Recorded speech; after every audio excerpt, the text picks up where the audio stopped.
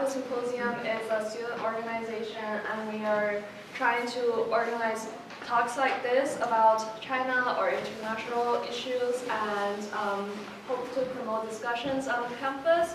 Our past talks have been in Chinese or English, and today we are very honored by the Professor Wyss, and he's going to give us a talk on the future development of China. It's very, I mean, people are very interested in this topic, and of course, I'm really hoping that today's weather is not like a foreshadow of what's going to happen.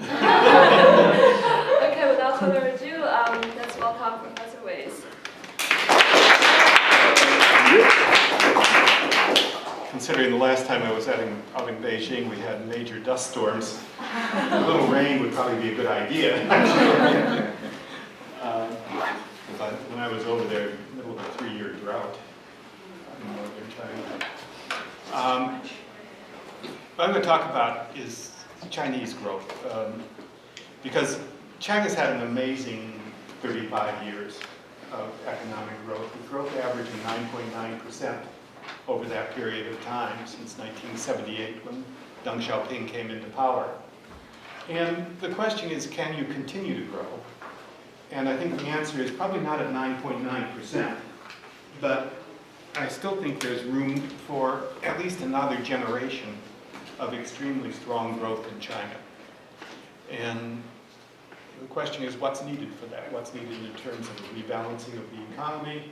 What's needed in terms of changes that have to be made to the organizational structure? And then, most importantly, one thing I can't answer is, are those changes likely to be made given the political restrictions that exist? Economists have argued for centuries about what you need to grow. Why do some countries grow and some countries not grow? And there's a lot of books written on the subject. One of my favorites recently is Why Nations Fail, if you want the bad examples, by Asimoglu and Robinson. And there's another one which is sort of interesting by Diamond and Robinson called Natural Experiments in History.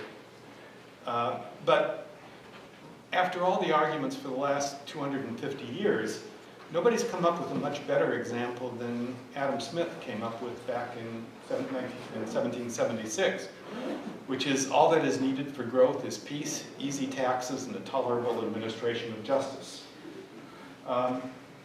Because people will grow an economy if they're allowed to. If you have the ability to invest, if you have the ability to reap the rewards of your investment at a reasonable rate, and reasonable assurance that you'll get what you think you're entitled to, or some reasonable approximation of what you're entitled to at the end. And certainly the pragmatic reforms that were put in place by Deng Xiaoping in China are an example of this. They don't have to be perfect, they just have to be good enough. And as things improve, they have to be made better. Historically in the world, growth is an anomaly. At least in per capita terms, for most of history, the world was stagnant. People lived at a near starvation level, what economists call the Malthusian equilibrium, where anytime there was some improvement in food production, what resulted was an increase in population. So that per capita incomes were basically limited by the food supply and never really did very much. They were basically flat through most of recorded history.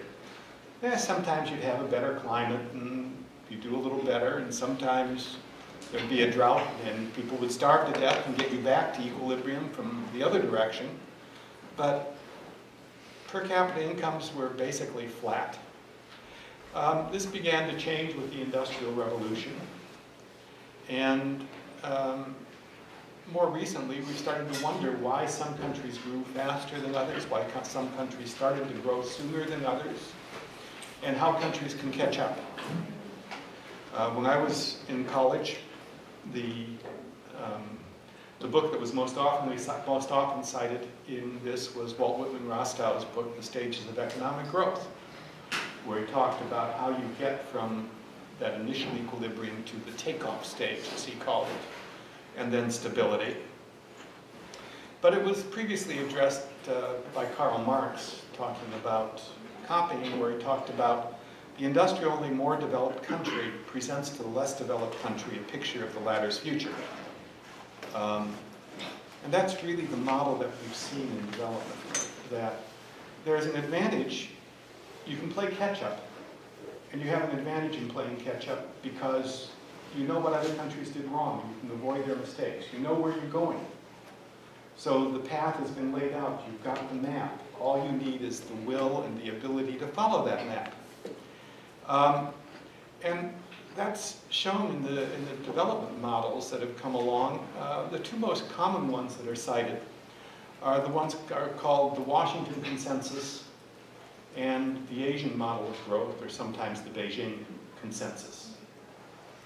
The Washington Consensus was a creation of the International Monetary Fund. Don't blame this on the State Department or US government. This came out of International Monetary Fund. The guy that actually did it was, originally promulgated it, was a British economist. And there's sort of 10 points that he made. Number one, to grow, you need fiscal discipline. Because if the government is running big budget deficits, it's draining funds that should be being used for investment. You need a reorientation of public expenditures away from sort of consumption items to investment items, which means emphasis on things like education, infrastructure. Tax reform so that taxes are fair and seem to be fair. Interest rate liberalization to allow financial funds to flow to where they're needed, where they're most useful. Unified and competitive exchange rates, liberalization of trade to open the economy up and to open it to both investment and trade as a way of breaking up monopolies, as a way of avoiding domestic oligopolies that would otherwise restrain trade. Privatization, getting the government out of business. Deregulation to allow things to move along, and secure property rights so that people who do investments know that they can eventually get their money back out of it. Contrary to that is what's called the Asian model of growth, which is the way growth is actually developed in most of Asia. Japan was sort of the prototype here, although many would argue that Germany was an even earlier prototype. But the Asian model of growth is basically government direction of the economy. A strong state as a factor in development. One-party rule. High saving rates, so you're generating enough funds to create industrial investment. Fiscal discipline, that's the same thing. You still can't have both models. You can't have the government draining funds from the system. Export-led growth with an open economy, but primarily open on the outside. So you try to encourage investment as a way to get your manufacturing up to world standards. Undervalued exchange rate to encourage exports. Manufacturing-led growth. And adoption of advanced technologies with, shall we say, weak concern for intellectual property rights. In other words, if you can copy it, copy it. So we saw that with the development of Japan originally. That in Japan, particularly after World War II, but even with the Meiji Restoration back in the late 19th century, you saw this copying of technology. Strong investment coming in because of high saving rates, particularly from the agricultural sector, but being reallocated in part with government direct intervention through MIDI, Ministry of Trade and Industry, into what's needed for growth. So how did Japan start to grow back in the olden days, like 1949 or thereabouts? What were the first industries that were developed in Japan? And if you look at it, it was mostly things like textiles and apparel that didn't need terribly high education levels, didn't need a lot of capital. The technologies were well developed and could be borrowed or, if necessary, stolen from somebody else. And that led to the industrialization of Japan. And part of the Asian model was also the idea that as a country grew, as it became richer, then you switched out, you let the dying industries die. When Japan grew, Japan's wages started going up. They very much improved their education standards to make it possible to move into higher tech, higher value-added industries. And as they did that, they priced themselves out of the textile and apparel market. And the good part about the Asian model is that they were quite willing to say goodbye to the apparel and textile market. Let that move to the next stage of developing countries, Korea, Taiwan, while they moved their workforce into steel, into autos, and eventually into high-tech items. This willingness to borrow technology from somebody else is an important part of this model. To quote an old Chinese proverb, even a fool learns from its own mistakes. A wise man learns from somebody else's. So the secret is to learn by the mistakes that other people made and to learn from the things that they did right, including the technologies that they did right. Obviously, Americans complain about this because people are stealing patents, but what was the first industrial plant in the United States? We're in the right state. Slater Mills in Pawtucket, when a guy named Samuel Slater, who was the manager of a textile factory in England, snuck out illegally a set of plans to the factory and came to Rhode Island, where he got financing from a guy named Moses Brown, who you may recognize, to build what became Slater Mills up in Pawtucket. And that was the first major manufacturing plant in the United States. Again, it was the textile industry, because relatively low capital needs, relatively low discipline, if you will, for the workforce. It's where most countries start. And they work their way up the food chain, effectively. It took a long time for this to happen. If you look at most of history, incomes were pretty flat. This looks at sort of major areas. The developed and developing countries are defined by where they are now, not by where they were back then. But if you look at the world, the developed world, average incomes were generally, well, the World Bank defines poverty level, their low poverty level at $1.25 a day, or less than $500 a year. That level is calculated as basically what you need to just eat, get enough calories to eat in most of these countries. We didn't get that, even in the developed world, we didn't get above that until sort of 1400 or so, until the Renaissance period in Europe. The developing world didn't really get above it until mid-19th century. So if you look, you can see this pattern of development, that something happened in somewhere around 1300, 1400, that broke this Malthusian trap that I talked about earlier in Europe, and allowed Europe to get some growth in income, which eventually led to the idea of the Industrial Revolution. There was enough money available to invest. There was a workforce that you could take out of agriculture because not everybody had to be working in the farm to feed themselves. That broke this cycle, this Malthusian trap, got out of this Malthusian trap. People have argued about what it was. Some people have argued for technology. Frankly, a lot of economists have argued that the actual cause for it was the Black Death. That the plague in Europe wiped out about a third of the European population. It changed the equation because suddenly you had more food. You had the same amount of land and the same amount of food being grown, and only 2/3 the population. So that allowed the shift away from agriculture into industry, which eventually created the stronger growth that we've seen. But it didn't happen evenly. It started in Britain, and again, you can make some arguments in terms of the sociology, history of the places as to why it happened in Britain. Argument is it was a little more stable because it was a unified country. It was reasonably separated from most of the wars that were occurring, so you had peace, Adam Smith's first requirement. Tax rates were low because after the Barons' revolt back against King John, Magna Carta gave you generally lower taxes, a weaker central government, and reasonably good legal system which allowed you to retain your property. Nobody was going to grab it from you. So, there are arguments why it may have happened there, but it did.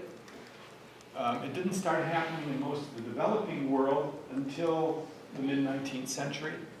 Then you started to see some takeoffs in other areas as well. And China, even under Mao, was basically caught at poverty levels. 60 years ago, sorry, I'm trying to remember my dates here. 1970s anyway, in China, 2/3 of Chinese were below that World Bank poverty level. Things have changed. Why do some countries grow? Well, what growth strategies worked? We talked about that a little bit. Krugman cites the Victorian virtues of free markets and sound money. But often we find that strategies that work one place don't translate to other places. Just because something works in China doesn't mean it's going to work in South America. It depends on culture. We talked about this Asian model of growth. But when you look at where the Asian model of growth has been successful, it's been primarily in East Asia. And many have argued that's because of the cultural similarities in these countries, the general a more willingness to focus on the welfare of the group rather than the individual, a little less emphasis on rugged individualism, sort of the European, North American virtue,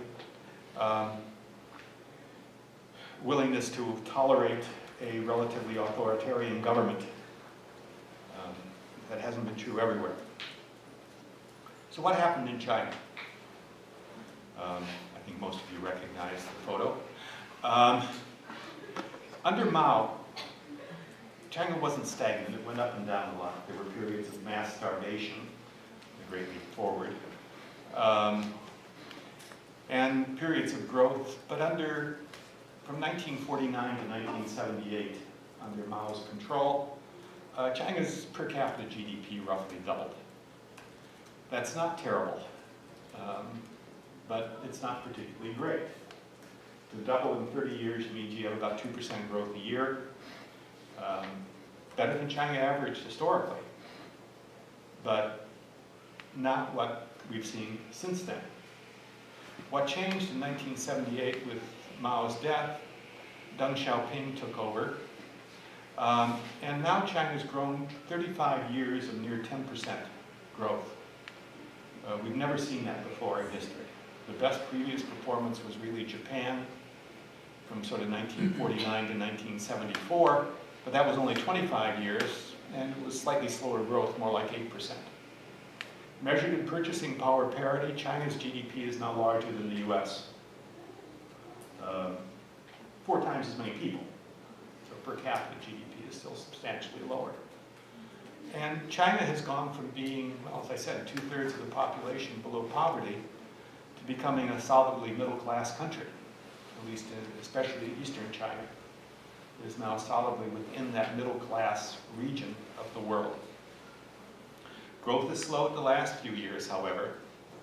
Growth is changing, and what has to be changed, what policy changes will need to be made, what kind of rebalancing needs to occur to continue strong growth in the country. Deng Xiaoping started this back in 1978 when he took over after, he actually didn't take over directly from Mao. Hua Guofeng was in there for about a year. And it's really Hua that, for example, ended the Gang of Four. But Deng Xiaoping came in with very much an idea that he needed to end the cult of personality. That didn't mean he didn't want full control. He did. But a lot fewer pictures of Deng Xiaoping floating around than there were of Mao. One of the major turning points that people cite was what's called the Southern Tour. But China had sort of become somewhat insulated, not completely. The opening to the US, for example, with Kissinger's flight to Beijing, was certainly important. That occurred under Mao. But that was largely international politics, not economics. That was an attempt to build, from China's standpoint, to build a counterweight to the Soviet Union. Because after the fall of Stalin, Mao didn't really quite trust the Soviet Union anymore. But Deng came in with an idea that maybe we can learn something from other people. And the Southern Tour, particularly his visits to Singapore and Hong Kong, were probably critical to that. Because it showed him that, basically in Hong Kong and Singapore, you could see Chinese societies. 85% of the population of Singapore is Chinese, that were rich. And sort of said, why can't we be rich too? Are we different? We're not. So Deng gave a series of speeches in late 1978 encouraging more pragmatism. The favorite quote from that period is, "It doesn't matter if a cat is black or white as long as it catches mice." He ended up with fairly wholesale reforms of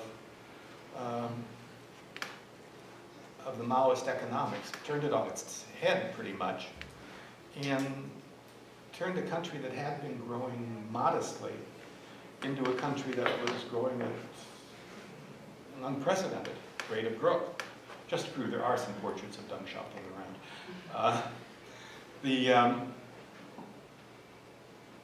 And cited in particular what he called the four modernizations: agriculture, industry, national defense, science, and technology. A willingness to send students out to study these things, a willingness to bring people in from outside to teach these things within China, and a pretty total reform of the education system, which had been largely destroyed by Mao during the Cultural Revolution. So he was starting from nothing.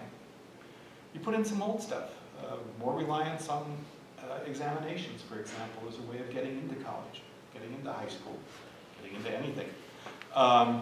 Sort of goes back to the Han Dynasty reforms that were made. And for the same reason, trying to show that people could have the opportunity to get ahead. He did a lot of economic experimentation. Some of my favorites, obviously setting up the special enterprise zones in Fujian and Guangzhou. He sort of snuck those through by saying these are experiments. But they attracted a lot of industry, in part because these were the regions where you had the most Chinese leaving China. That meant you had a lot of people in Singapore and Hong Kong, Taiwan, who had money, who were willing to invest back in China, particularly if they could get their cousin to run the factory for them. And they were still in enough contact to know where their cousin was. So you got a lot of investment being pushed in from these initial zones. Putting expedited decision-making, expanded the SEZs to the rest of the world, and then followed that up with rural reform. Mao had instituted the collectives, sort of copied on the Soviet model of a collective. Anybody who looked at the Soviet experience of collectives, I don't know why anybody in their right mind would want to copy it, but he did. Resulted in mass starvation. Mao broke those up, but one of the problems that he had faced when breaking them up was you had to supply food to the cities. These were being supplied at basically cut rates by the collectives. You couldn't just abandon that. What he switched to was what he called the household responsibility system, where the responsibility for fulfilling the quotas didn't lie with the collective, with the town, with the village, but with the individual household. And he set it up so that the households were required to supply a certain quantity of food to the collective for distribution to the neighboring cities. But anything they raised above that level, they could sell at market prices. It's a very clever solution if you're an economist, because it meant the marginal price and the average price were separated. and you could continue to supply that base level of food to the cities at low prices and keep the people fed, while giving a major incentive to the farms to produce more, which is what happened. Contracting the food supply down to the household level resulted in an enormous increase in crop production and the end of the periodic famines and food shortages that had plagued China. Chinese incomes went up. You can see from 1980, roughly when Deng Xiaoping took power, to 2012, you went from an average income on this scale of about $200 up to over $8,000. Well, you grow for, on a per capita level, roughly 8% a year. You do that for 30 years, that's what happens. 10% doesn't sound like very much, but 10% means you're doubling your income every 7 years. You double it 4 times, this is what you get. You double it 5 times, which is roughly where we are now, you're up to 30 times your original income level. That starts sounding like real growth. There was a bit of a backlash after Tiananmen Square. Growth slowed a bit in the 1990s because you had a little more conservative leadership. They were a little scared by Tiananmen. Leadership was a little more urban-oriented, less rural-oriented, so the emphasis on reform, a little more emphasis to growing state-owned industries, and a push towards more heavy manufacturing. China devalued the yuan in 1994 to try to move to that Asian model of pushing exports, with the idea that, how should I put this, that we wanted to run export surpluses, we needed to expand manufacturing, we didn't have enough of a domestic market to sell to, so you have to be able to sell it to the external market. And that means you have to be cheaper than everybody else, and that means the yuan has to be reduced in value to make Chinese goods hyper-competitive in the world marketplace, keep the currency low. Is that good or bad? Well, from the standpoint of the exporter, it's great. It's cheap to export. On the other hand, it means anything you import is higher priced, and you pay for it in terms of consumer welfare to some extent, and in terms of things like high energy costs. You saw that also in the increasing income inequality between the urban East and the rural West. Rural education in the 1990s got worse. There was an decrease in literacy rates in the rural areas. But GDP was growing, still continued to grow very fast. China became a superpower, certainly economically. Fiscal discipline remained good. The Chinese government continued to run balanced budgets and started by after 1994 running a long string of trade surpluses with the rest of the world, with a surplus gradually building up to about 10% of China's GDP by 2006. The GDP growth numbers, the red line is real growth, the green line is corrected to purchasing power parity. They're not very different.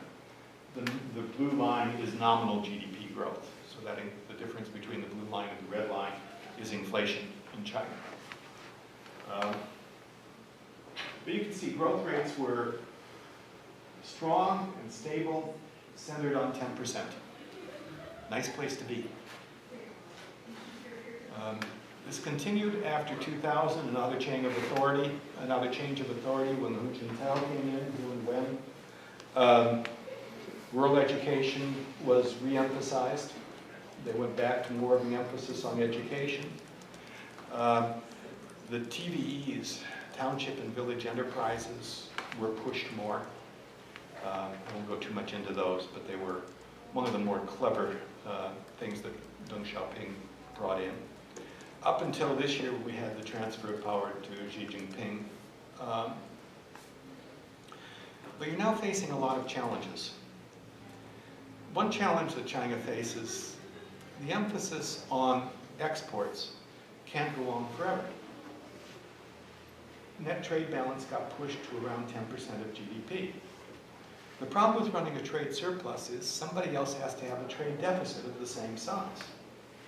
As China becomes bigger and bigger relative to the world economy, to world trade, those trade balances become more destabilizing to the rest of the world. And you just can't continue to run those big surpluses. Since 2006, China has been trying to rebalance the economy to reduce the trade surplus. And the trade surplus has now shrunk to about 2% of GDP, a more realistic level than the 10%. And that's been done without too much sacrifice of growth, but it's meant for a shift within the economy away from exports and towards domestic sales, and particularly towards investment. Capital spending is now nearly half of China's GDP. And I don't think you can continue to invest half of China's GDP profitably. We'll see. They managed to get through the slowdown after 2008 by putting in this big infrastructure program, which, at least they did the right things. They did it at the right time. The infrastructure program worked.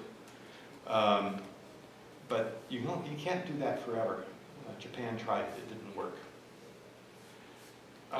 One of the problems is the authority of the central government over the provincial leadership, trying to maintain consistency of rules, trying to allow domestic trade to occur. I consulted for a lot of companies that operated in China, and one of their main complaints was it was hard for us to produce in one part of China and sell our goods elsewhere in China because the local governments resisted letting you import materials that were competing with the domestic manufacturers. Anheuser-Busch, for example, owned Qingdao.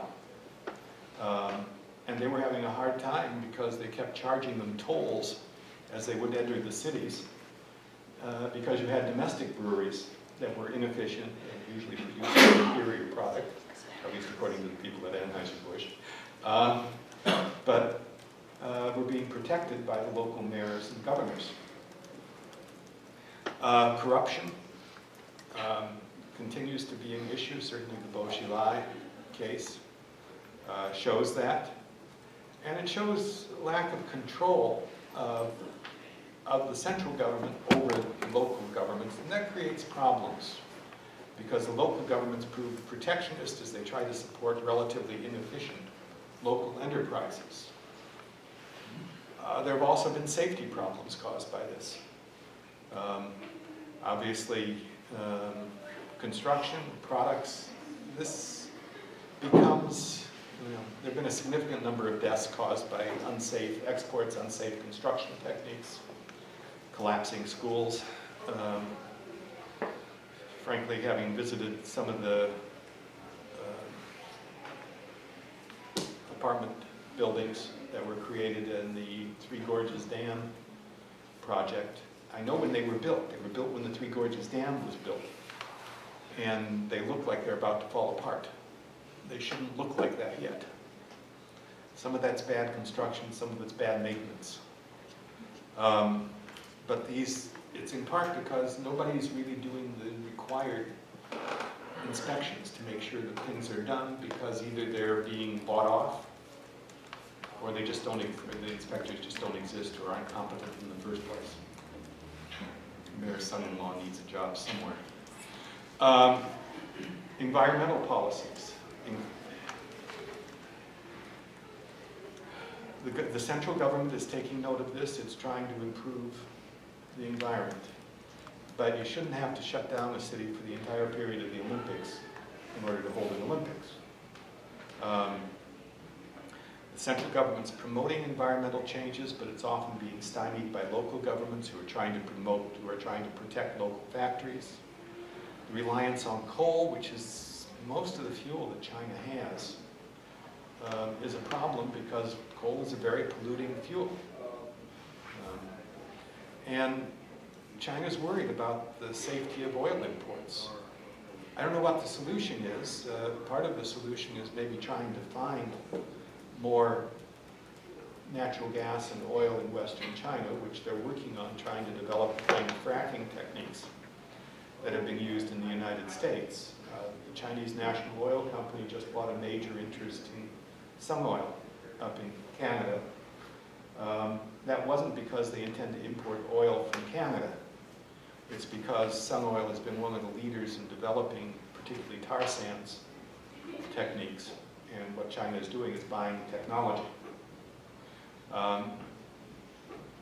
Intellectual property rights, little protection, that's normal. Nobody really worries about protecting intellectual property rights until they've got some intellectual property to protect. We saw this in Japan. Japan totally ignored any copyright laws back in the 1950s and 1960s. But by the time Sony was coming up with the Walkman, all of a sudden patents were important. This will change, the same reason. But counterfeit goods are a major problem. You can buy, as you're probably aware, CDs of new Hollywood releases before they're even in the theater. The fake Apple stores were particular embarrassment because they had big Apple stores set up with logos and everything in major shopping areas, which Apple knew nothing about. And the products had nothing to do with Apple either, despite trademarks that were on them. Product safety, that's sort of funny when it's CDs, but when it gets to product safety, it's a problem. The lead paint. When you're exporting Thomas the Tank Engine with lead paint on it, people don't buy them for their kids. And this is a major credibility problem. The adulterated toothpaste caused a fair number of deaths. Somebody decided that ethylene glycol, which is antifreeze, was a perfectly good sweetener for toothpaste. The problem is it's poisonous.